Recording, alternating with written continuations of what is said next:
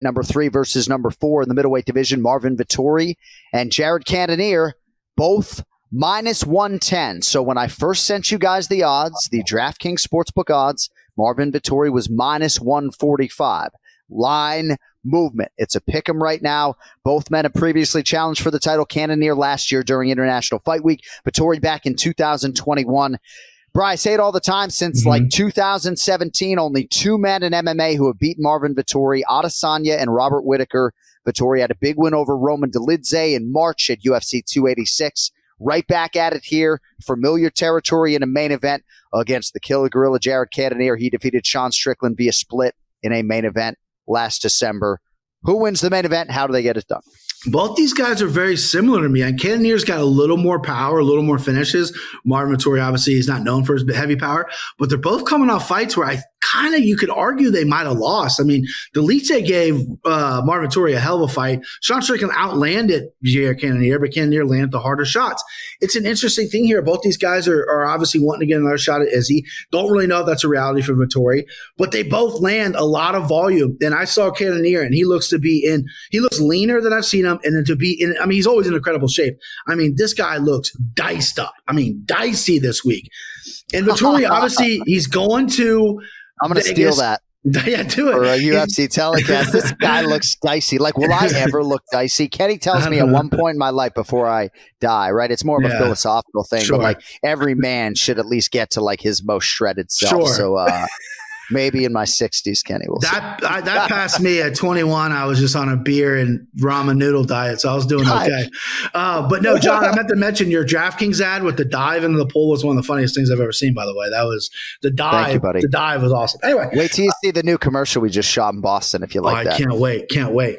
They're very similar. They land a lot of strikes, and Cannonier is now becoming more selective, but he is, heavy-handed, and he does push a pace now. He's got the cardio. You don't got to worry about it. Vettori's got the cardio too, 5 rounds.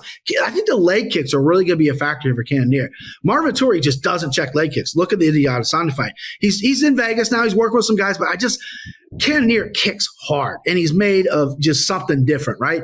So I like Cannonier by decision. I think the best play here, fight goes decision, check the box, yes, because I don't think either of these guys are going to finish anybody. Marvin Vettori's got a cement blockhead. That guy's not going anywhere.